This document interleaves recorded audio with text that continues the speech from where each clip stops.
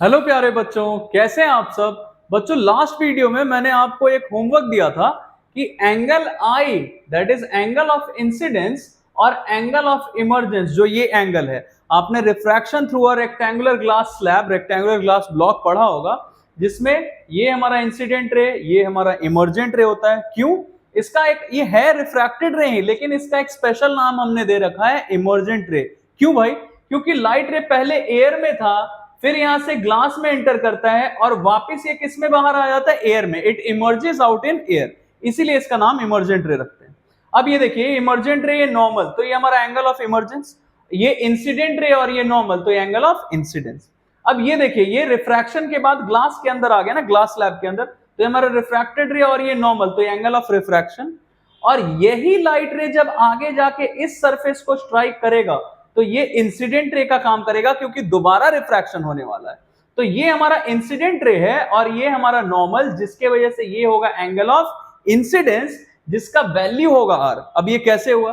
क्योंकि ये देखिए, ये लाइट, ये नॉर्मल और ये नॉर्मल, ये दोनों क्या हो गया? पैरेलल। ये दोनों पैरेलल और ये ट्रांसवर्सल, जिसके वजह से ये एंगल और ये एंगल ऑल्टरनेट एंगल से इक्वल हुए, तो ये एंगल आर, तो ये भी एंगल आर। अब ये सारा चीज मैं आपको इसलिए बता रहा हूं क्योंकि ये angle i equal angle e कैसे हुआ, ये आज हम जानने वाले बच्चों। और बहुत आसान सा कॉन्सेप्ट है, मैं आपको बताता हूं कैसे होता है ये। देखिए, angle i equal angle e कैसे प्रूव करते हैं। सबसे पहला चीज, जब लाइट एयर से ग्लास में एंटर करने वाला था, तो हम refractive index of glass, that is the second medium, with respect to क्या लेते हैं? First medium, that is air. तो अकॉर्डिंग टू स्नेल्स लॉ क्या होता है? Sine i by sine r. तो ये रहा sine i by sine r, तो sign i by sine r. अब जब यही लाइट रे दोबारा रिफ्रैक्शन सफर करने वाला है, तो इसको जाना है ग्लास से एयर में, मतलब इस बार ग्लास हमारा फर्स्ट मीडियम और एयर हमारा सेकेंड मीडियम, जिसमें लाइट को जाना है। तो देखिए, इस बार हम क्या लिखेंगे? Refractive index of air, that is the first second medium with respect to glass, जहां से लाइट रे आ रहा है। अब देखिए, इसके लिए क्या लिखेंगे? फिर से वही स्नेल्स लॉ क्या बताता है? Sine of angle of incidence to the sine of angle of refraction. तो अगर हम refractive index of air with respect to glass find कर रहे हैं, तो ये हमारा एंगल ऑफ इंसिडेंस, जिसका वैल्यू क्या है? आर। कैसे है आर? मैंने आपको बता दिया, ऑल्टरनेट एंगल से। और by sine of angle of refraction, तो ये हमारा रिफ्रैक्टेड रे या इमर्जेंट रे, तो ये हमारा एंगल ऑफ रिफ्रैक्शन या एंगल ऑफ इमर्जेंस। तो ये sine of angle of refraction की जगह हमने क्या लिखा? Sine e. अब देखिए बच्चों, आपने प्रिंसिपल ऑफ रिवर्सिबिलिटी पढ़ा होगा। प्रिंसिपल ऑफ रिवर्सिबिलिटी हमें क्या बताता है कि mu A G equal to 1 by mu G A होता है ना। इसका रेफरेंस मैं आपको एक बार बता दूं, म्यू टू 1 इक्वल टू होता है रेसिप्रोकल ऑफ म्यू 1 2। तो उसी का एग्जांपल है ये एक तरीके से। Refractive index of air with respect to glass क्या होगा? रेसिप्रोकल होगा। किसका? Refractive index of glass with respect to air. अब देखिए, दोनों वैल्यूज मैं आपके सामने रख देता हूं।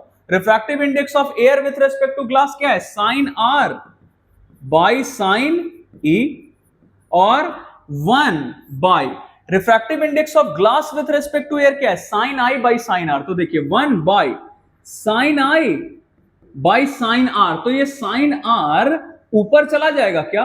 तो हम ऐसा लिख सकते हैं, sine i by sine r था, तो साइन आई रह गया नीचे और साइन आर ऊपर चला गया, क्योंकि म्यू जी ए का रेसिप्रोकल है। अब देखिए बच्चों, आपको दिख रहा होगा साइन आर, ये तो दोनों तरफ सेम है, तो ये दोनों हम हट जाएगा, हम कैंसिल आउट कर सकते हैं। तो क्या बचेगा? 1 by sine E equal 1 by sine I, और फिर आप ये क्रॉस मल्टीप्लाई करें तो आपको क्या मिल जाएगा? साइन आई इक्वल साइन ई। तो देखिए, अब कंपैरिजन से साइन आई और साइन ई दोनों का वैल्यू अगर इक्वल है, इसका मतलब दोनों एंगल्स हमारे इक्वल होने चाहिए। तो angle of incidence is equal to angle of emergence. तो यहां पे आप लिख देना बच्चों, ये आपके स्कूल एग्जाम्स में डेरिवेशन पूछा जाता है कि एंगल आई और एंगल ई इक्वल कैसे हुआ। तो ऐसे हुआ किसके हेल्प से? ये हुआ प्रिंसिपल ऑफ रिवर्सिबिलिटी के हेल्प से। प्रिंसिपल ऑफ रिवर्सिबिलिटी, है ना, आपने ये पढ़ा होगा। अगर आपने ये नहीं पढ़ा है बच्चों, तो आप मुझे कमेंट सेक्शन में बता सकते हैं, मैं इसके लिए अलग से एक वीडियो अपलोड कर दूंगा कि प्रिंसिपल ऑफ रिवर्सिबिलिटी क्या होता है ना।